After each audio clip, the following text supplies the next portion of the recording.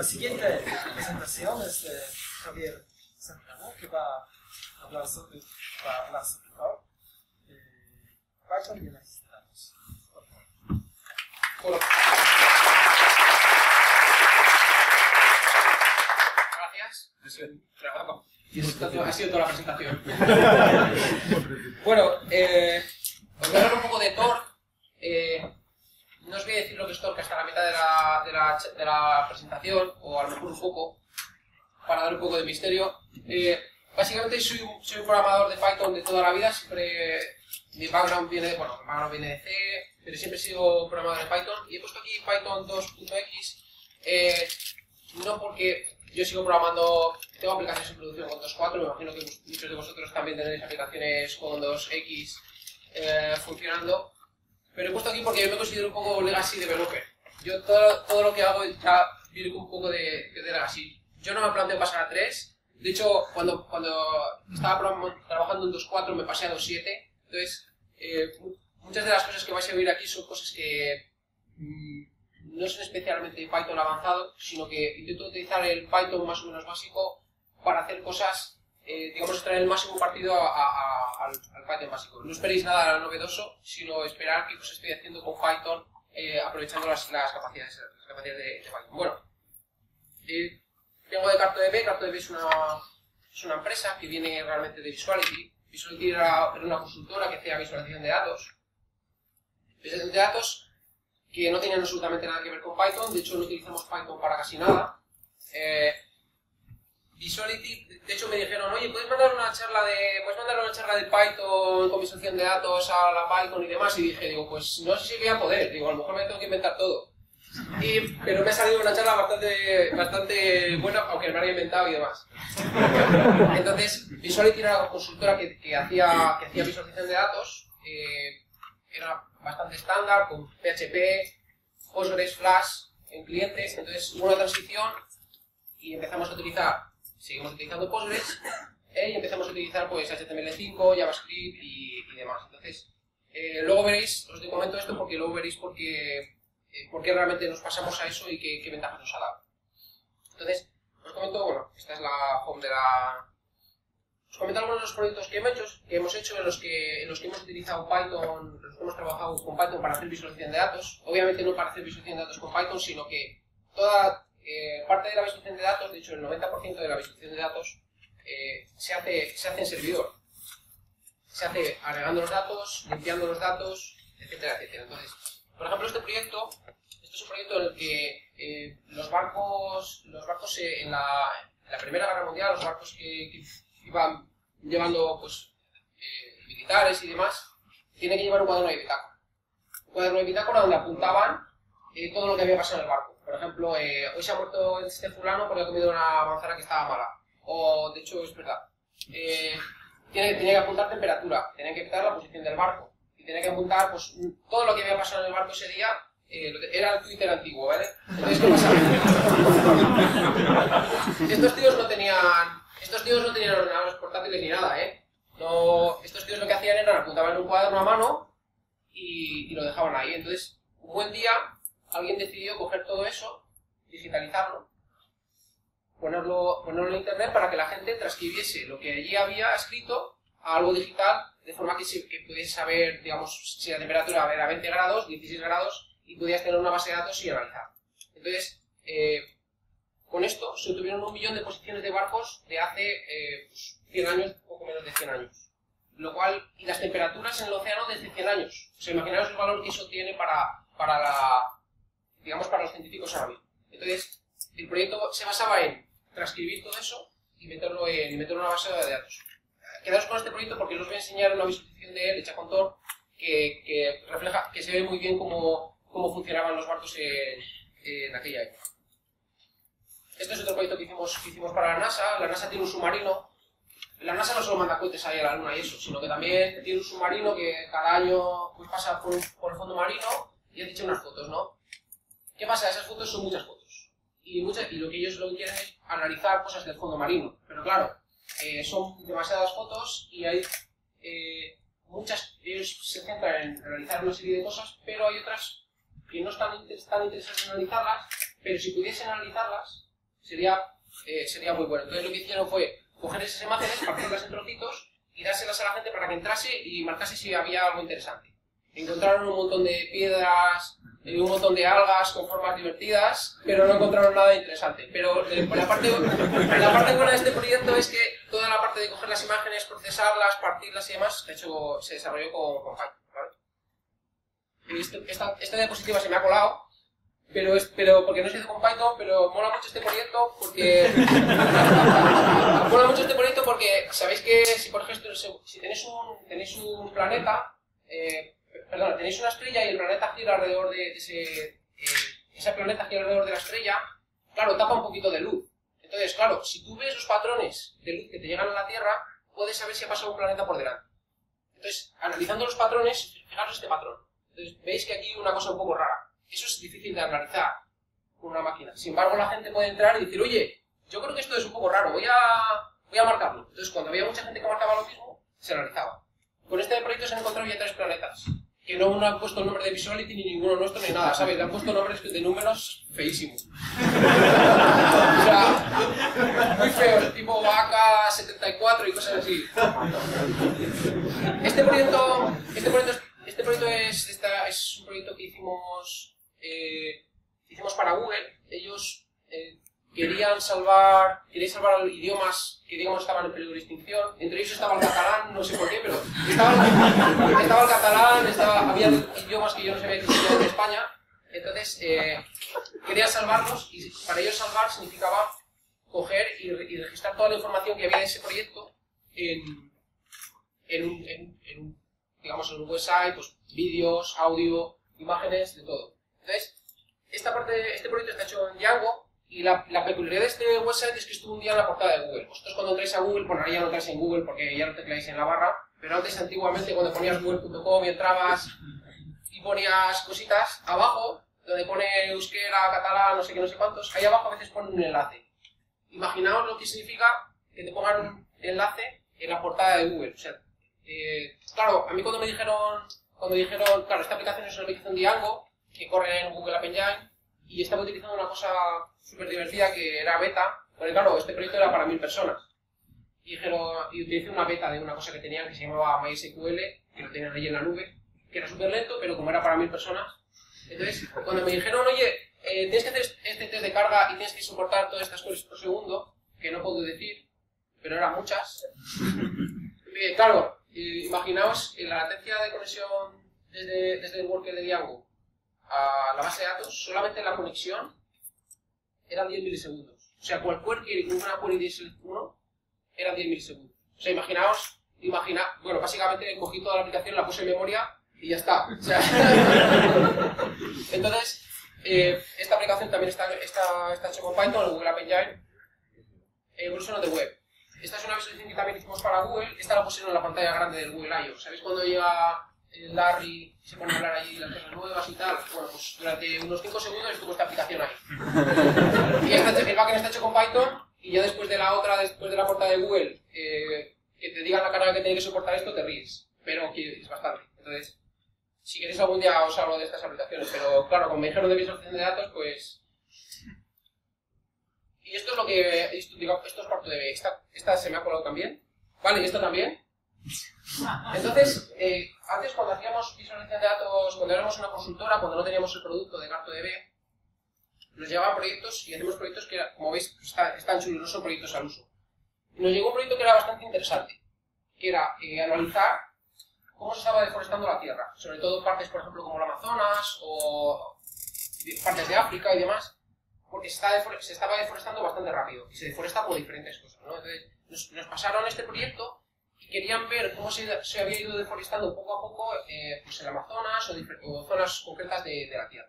Entonces querían ver durante años la deforestación mes a mes que había ocurrido, o semana a semana, que había ocurrido durante periodos largos de tiempo. Deforestación producida por diferentes causas. Pues claro, me decís, claro, es que aquí, ¿por qué se va a deforestar? ¿Porque llega un tigre lo tala? Pues sí, llega un tigre lo tala. Pero por ejemplo también hay incendios, hacen presas y toda la vegetación desaparece. Entonces querían hacer el análisis de datos de su área. Entonces, ¿qué pasó?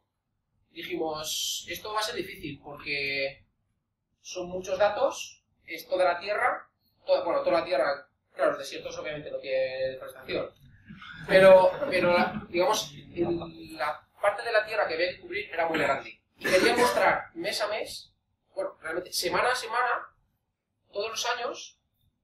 Bueno, aquí marca el 2006, pero hay datos anteriores desde el 2000. Imaginaos la cantidad de datos que tienes que mostrar para poder hacer una animación. Entonces, claro, decimos, joder, pues esto es muy fácil.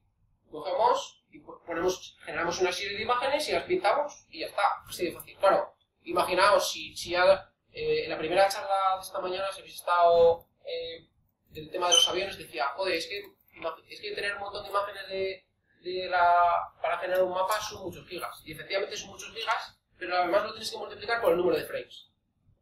Entonces, un biólogo de la empresa, que es el que mejor programa, dijo, tío, joder, pues vamos a hacer una tecnología para mostrar cosas animadas. Y llegó y se lo programó. Mal, claro, porque es biólogo, pero sacó lo que era Torque. Entonces, ¿Torque qué es? Torque es una tecnología que tú coges un montón de datos, un montón, los pasas ahí por lo que os voy a enseñar ahora y te genera unas cosas pequeñas agregadas de forma que puedes, digamos, visualizar en el navegador animado, ¿vale? Entonces, seguramente muchos de vosotros, si tenéis Twitter, habéis visto un mapa parecido a este de la Copa del Mundo, de la final del Mundial. Este, por ejemplo, es un mapa de tweets de Beyoncé o no sé qué. Si os das cuenta, el valor de la visualización es cero, o sea, no vale para nada. Pero tú lo ves y dices, joder, qué bonito. Nos ha criticado muchísimo porque, claro, dice, o sea, veis que era una tecnología impresionante que es capaz de representar muchísimos datos, pero, joder, ahora estáis poniendo esto que no tiene ningún valor, porque ¿qué conclusiones sacas aquí? Yo no puedo sacar ninguna conclusión. La única es que de día tuitea más la gente y de noche tuitea menos, pero no hacía falta Python para eso, ¿sabes? Entonces, no solo se puede hacer esto, lógicamente, pero, digamos, para una de las cosas que se puede hacer es, por ejemplo, para coger 12 millones de puntos de la final del Mundial y representarlos bueno, creo que el partido que tuvo más tweets no fue la final, pero a los 10 minutos de terminar la Copa ya tenemos la visualización puesta, bueno, ya teníamos de Twitter la visualización puesta en su blog, ¿vale? Entonces, vamos a entrar un poco en harina, vamos a ver cómo está hecho esto y para qué utilizamos Python y demás. Entonces, un mapa se hacía así, un mapa, vosotros entráis en Google Maps, espero que no utilicéis mucho Google Maps, que utilicéis otras cosas, pero bueno, vamos a utilizar Google Maps, que es lo que la gente conoce.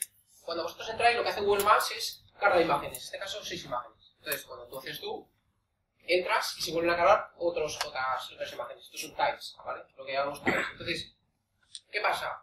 Cuando quieres hacer una animación ya no te va con una imagen estática. Entonces, o bien puedes coger un GIF animado, en vez de un PNG coges un GIF y ya tienes este mapa. Después de todo, es una animación con un GIF, con unos GIFs y ya está. Pero ¿qué pasa? Todo el destilado que hay aquí, digamos, la parte del destilado y demás, tiene que ser dinámica. Con lo cual no puedes tener un GIF. Tiene que cambiar en función del input de usuario y demás. Entonces, la opción del GIF quedaba descartada. Entonces dijimos, pues, transmitimos los datos en vectorial, los pintamos en el cliente, en vez de coger la imagen PNG, y es lo que hicimos. Lo que realmente transmitimos con Torque, no solo transmitimos dónde están los puntos, sino cuándo está, en qué momento está activo cada punto, y diferentes valores que coge en cada instante de tiempo. Por ejemplo, tweets.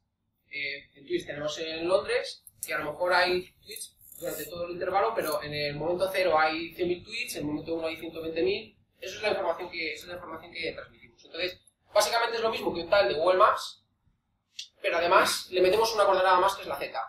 Hay otra más, lo ves que ya más de 3D ya no sé pensar, entonces lo he dejado ahí. Entonces, son muchos datos.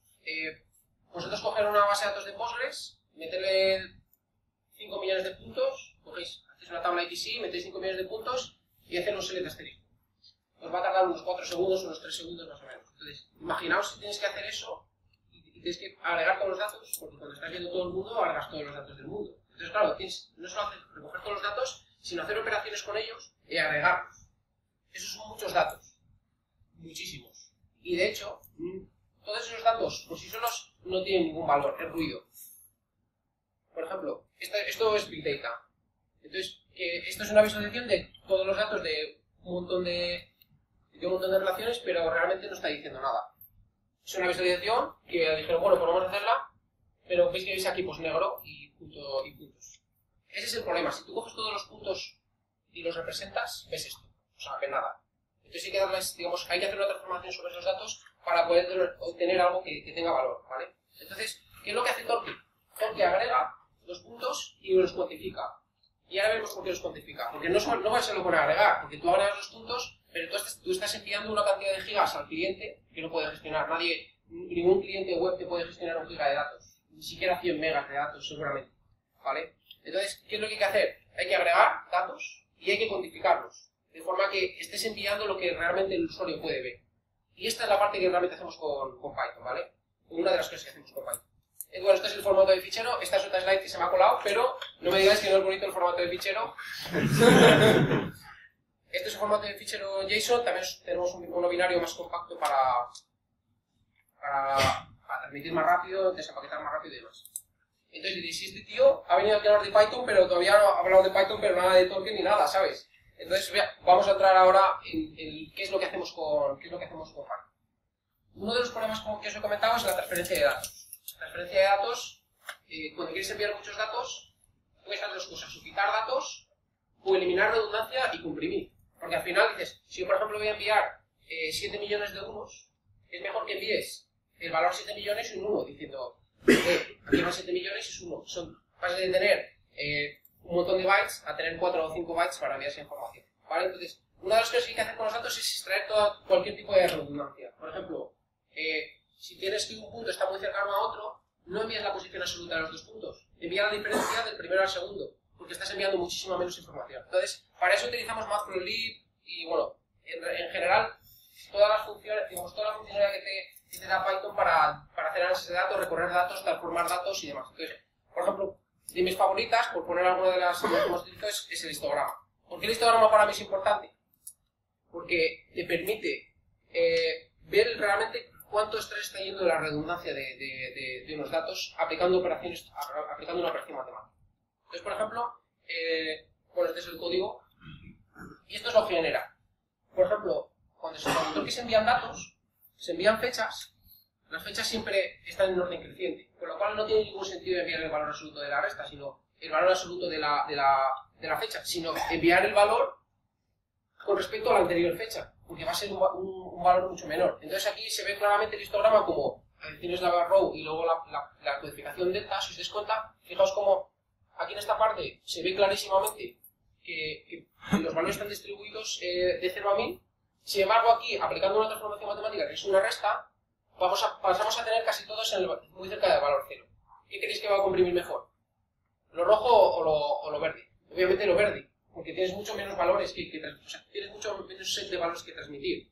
Con lo cual, esto es una de las cosas para lo que utilizamos Python. Todo el análisis de compresión de los datos para obtener un mejor rendimiento a la hora de comprimir y enviar los datos. Otro ejemplo, por ejemplo, ¿os acordáis lo del barco, lo de los barcos que os he dicho y tal, que luego os iba a enseñar otra cosa? Pues os voy a enseñar. Esta es la visualización de cómo se movieron los barcos. Bueno, aquí tenéis la fecha. Esta es una visualización que pusimos en el The Guardian, que siempre lo utilizo para las presentaciones, y que es bastante espectacular porque se ve cómo hay diferente movimiento y cuenta una historia realmente con los datos. Vas viendo cómo, en función de cuando se iba aproximando la guerra, cómo se ve que hay más movimiento, hacia dónde iban, qué puertos utilizaban y demás.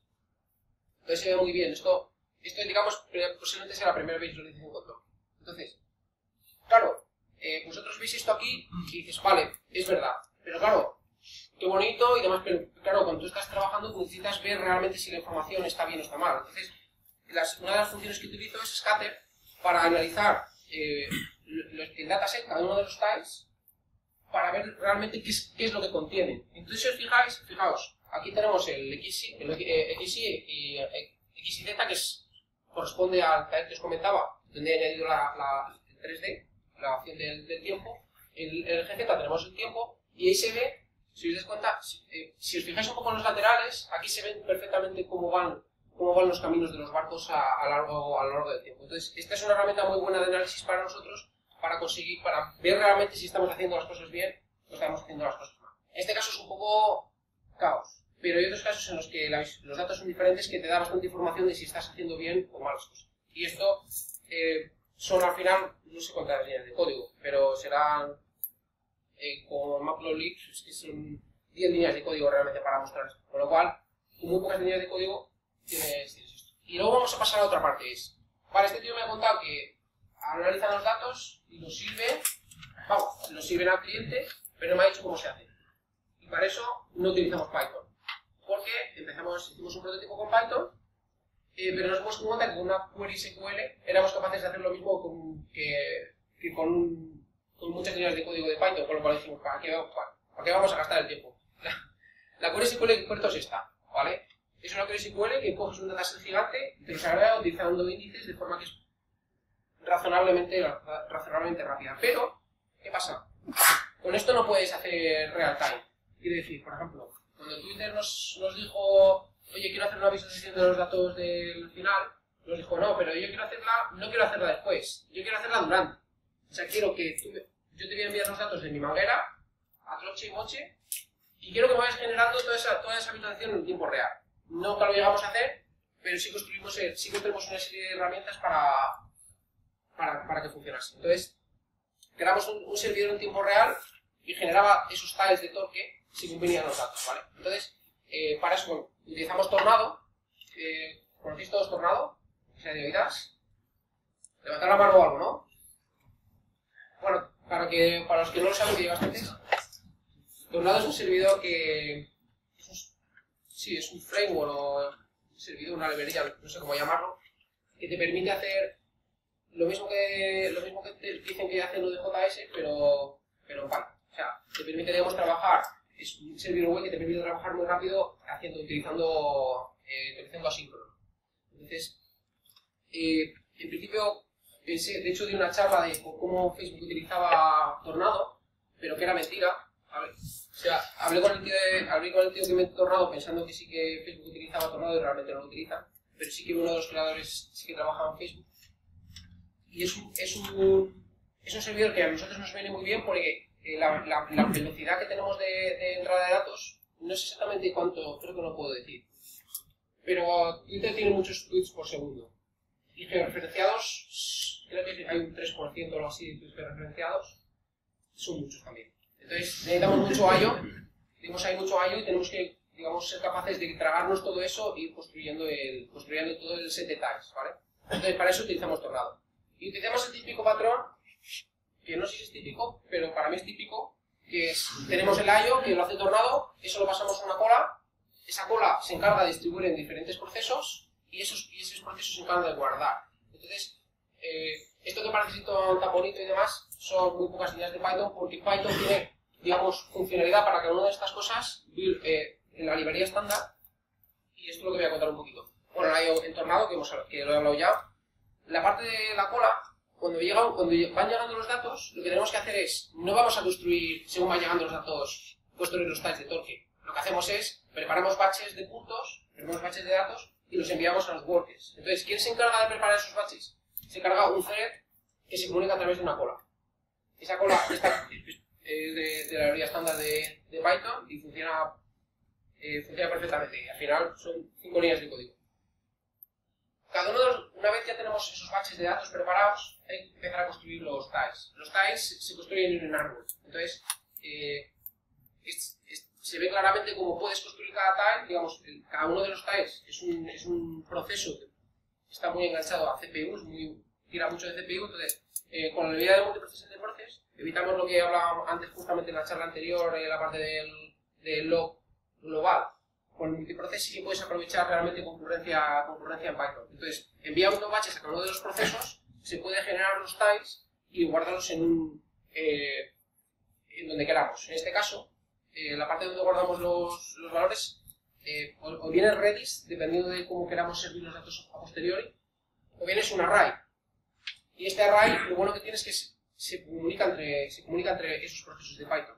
Con lo cual, perfectamente podemos construir, dado que es un árbol, y cada uno de los procesos construye una parte de ese árbol, no tenemos problemas de lockings y no tenemos ningún tipo de problema de ese tipo. Con lo cual podemos tener memoria compartida para servir de ahí sin necesidad de tener Redis, ni una base de datos, ni nada por el estilo, porque además son datos temporales, son datos que no vamos a guardar nunca. Y una vez que ya tenemos esos tiles generados, tenemos ya esa información agregada, cuantificada y preparada para enviar al cliente, utilizamos Tornado, que coge de Redis o de la base de datos o de memoria en este caso, y los envía al cliente, y entonces ya pinta la visualización esa de Beyoncé tan bonita, que, bueno, no sirve para mucho, pero es bonita. Y esto, bueno, esto que no he hablado de la parte del cliente, porque no es Python, pero básicamente la parte del cliente lo que hace es coger sus puntos y pintarlos a toda leche, animados para ver estos artificiales. Y esto más o menos un poco, porque me ha quedado una charla un poco corta, pero tampoco quería aburrir mucho con estas cosas. O sea que, bueno, gracias.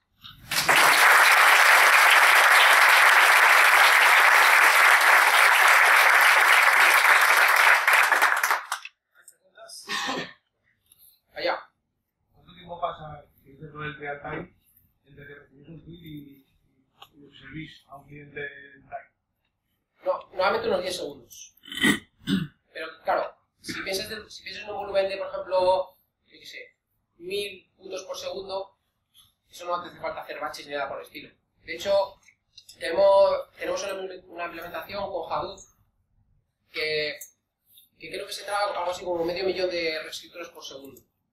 Entonces, claro, lógicamente solo tienes que bachearlo, pasarlo por un MapReduce y luego generar y quedar los tiles. Básicamente esto es lo mismo que coger el Hadoop, ese gigante y toda esta movida, y ponerlo en las contenedores de Python utilizando la librería estándar. Obviamente no escala al nivel que escala Hadoop, pero por ejemplo para comerse a lo mejor 200, 300, 500 puntos por segundo. De hecho esta implementación creo que se come unos 10.000, 15.000 tweets por segundo sin problema en una máquina normal, o es una máquina de desarrollo. ¿Más preguntas? ¿Alguien desarrolla? ¿Tenéis propias vosotros o aquí es alguna versión de formación? De desarrollo de producción. Básicamente utilizamos, para traernos de Twitter cosas, utilizamos una herramienta que tiene Twitter que se llama Genic, que es una empresa que compraron para hacer algo que deberían hacer ellos. Entonces, te permite, digamos, extraer datos muy fácilmente. Entonces tenemos unas máquinas en Amazon que tiran esos datos. De hecho, creo que Amazon tiene una máquina específica para leer de la manguera de Twitter, del cholón de Twitter que llaman la cholón, filtrar y enviarte ciertos canales sin posibilidad de búsqueda posterior ni saber nada. O sea, según te ve el cholón de Twitter, te lo rosca y allá te apañas. Pero básicamente es eso. Lo que es eso de que creo que un árbol, el árbol es para los niveles de zoom o sí. Es para... Sí, la forma en la que funciona un mapa, si os dais cuenta, cuando entráis en Google Maps, tan pronto veis el mundo como con 7 clics estáis viendo vuestra ciudad, incluso vuestro pueblo o vuestra casa. Entonces, claro, la forma en la que funciona es trabajando en exponencial. O sea, cada nivel de zoom es el doble que el anterior. Con lo cual, lo comentaba en la primera charla, el primer nivel de zoom solo tiene un tile, el siguiente nivel de zoom tiene 4, esos se convierten cada uno en otros 4, etcétera, etcétera. Entonces, esa es la razón por la que se utiliza una árbol para eso. Entonces, cada time lo que hace es después añadirle esa capa de puntos. Eso es. Y solo es una capa de puntos. Sí. Realmente solo pedimos, digamos, lo que es el mapa. De hecho, espera, que te lo voy a enseñar aquí. Digamos, donde veis los países aquí es una capa de tiles, una capa de imágenes, y luego los datos que por encima también son tiles. Lo que pasa es que luego en cliente hacemos una agregación, los acoplamos y los pintamos, digamos, todos juntos. Pero básicamente pedimos dos capas. La capa base, que es el mapa, y luego la capa de arriba, que son los puntos. Y lo que hace es agrupar, ¿no? Es decir, a ese nivel de detalle, Madrid es un píxel, ¿no? Entonces lo que te demandas es, en este píxel que es Madrid, es el metalí. Claro, No, exactamente. no le mando 50.000. Madrid, ya te voy dando detalles. O sea, yo no le mando 50.000 puntos para Madrid a este nivel, porque entonces no valdría para nada. Lo que mando es aquí hay 50.000. Bueno, 50.000 o cualquier tipo de agregación. Sí, por allí. Sí, una pregunta. En la última parte, cuando has comentado que a veces utilizáis Redis como base de datos reciente en la memoria, o utilizáis el multiprocessing.array. Sí que es la pregunta, igual es un poco complicada, pero ¿cómo os decantáis por una por otra? ¿Lo hacéis probando y después decidís? Por una por otra. ¿Por Redis o por multiprocessing.array, que has comentado lo último? No, o sea, no es por un tema... Es por un tema de si vamos a servir vamos a servir los tales desde otra máquina, optamos por Redis, porque tenemos acceso muy fácil. Bueno, podría ser Redis, pero puede ser en caché o meterlo en disco, ¿vale? O sea, que quiere decir, utilizamos Redis porque es rápido y es lo que utilizamos en producción, con lo cual nos viene bien. Pero es en función de donde se vaya a servir, si se va a servir desde la misma máquina, porque por ejemplo la máquina ya está muy saturada de I o lo que sea, lo movemos a otra máquina, lo hacemos así simplemente. ¿Más? ¿Sí, no? Entonces,